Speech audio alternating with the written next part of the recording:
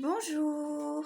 Aujourd'hui, je vais faire une vidéo sur le budget serré et notamment sur le système des enveloppes par semaine. Donc la première étape pour moi, c'est d'enlever tous les charges fixes de son salaire pour déterminer ce qui nous reste. Ensuite, on fait son budget variable avec des petites sommes et pas beaucoup de catégories surtout. Ce que je veux dire par là, c'est que si vous avez un budget serré, une fois les courses faites, il faut absolument se limiter pour les autres catégories. Et je conseille de n'en avoir pas plus de 4, contrairement à ce que certains vous montrent dans les vidéos. Surtout si vous avez un budget très serré. Bien sûr, si vous avez un budget plus élargi, vous pouvez vous permettre d'avoir plus d'enveloppes. Mais si vous avez un budget très serré, je trouve qu'il ne faut pas en avoir plus de 4. Et ça permet en plus de bien les avoir en tête et de pouvoir utiliser un petit portefeuille normal. Donc moi, je vais vous montrer celui que j'utilise. Donc voilà, moi j'utilise un petit portefeuille normal, un petit portefeuille de pièces.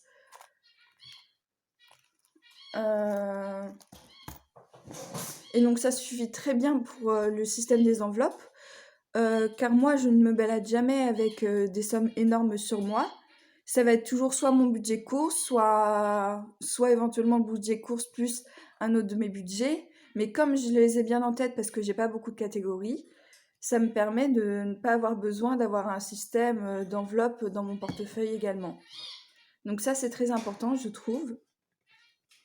Ensuite, bien évidemment, il faut retirer tout ce qui vous reste au début du mois pour le mettre dans l'épargne. Car bien évidemment, c'est pas à la fin du mois qu'on va mettre dans l'épargne, c'est au début du mois pour être sûr d'avoir de l'argent de côté à la fin du mois.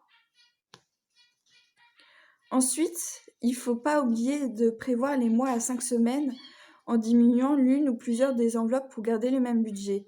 Donc je vous l'ai montré avec l'exemple de la vidéo que je vous ai fait la semaine dernière. Donc moi, je diminuais le budget course de 40 € à 30 € par semaine ces mois-là.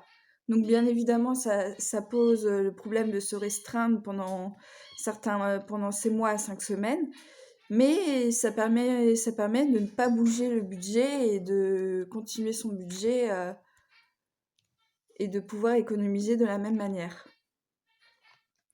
Ensuite, vous pouvez utiliser le portefeuille compartimenté que tout le monde a dans les vidéos, donc comme je vous en ai parlé tout à l'heure, ou comme moi un simple porte-monnaie. Donc comme je l'ai déjà dit, ça nous limite vraiment de ne pas avoir tout l'argent liquide directement sur nous. Car en fait, si vous avez toutes les enveloppes, vous risquez avec vous. Donc dans les fameux porte-monnaies, il y a toutes les enveloppes. Vous risquez quand vous finissez une enveloppe de piocher dans une autre enveloppe pour pouvoir alimenter cette enveloppe. Donc ce qui fait que c'est une tirage sans fin et au final vous allez gratter dans vos économies. Donc moi ce que je vous conseille, c'est par exemple quand vous allez faire vos courses, de faire uniquement vos courses et de n'amener que l'argent pour les courses. Comme ça, au moins, ça vous empêche de prendre de l'argent dans les autres enveloppes, et donc ça vous permet vraiment de devoir garder votre budget. Et enfin, lors d'une sortie où on a besoin de son argent, on organise la sortie selon l'argent de l'enveloppe qu'on a emmenée. Donc pourquoi? Tout simplement parce que 1, ça nous évite d'avoir trop d'argent sur nous. Et de 2, on va acheter en pleine conscience, donc en se rendant bien compte de ce qu'on dépense, ce dont on a besoin. Après, bien évidemment, lorsqu'on fait des courses, par exemple, il peut nous rester un petit peu d'argent. Donc le mieux, c'est de le mettre aussitôt dans l'épargne, cet argent. Ou alors, si vraiment vous en avez besoin, vous pouvez vous offrir un petit plaisir, comme un petit café ou quelque chose comme ça. Mais ça doit rester exceptionnel. Et donc voilà, merci d'avoir regardé cette vidéo. J'espère qu'elle vous aura plu et qu'elle vous aura aidé.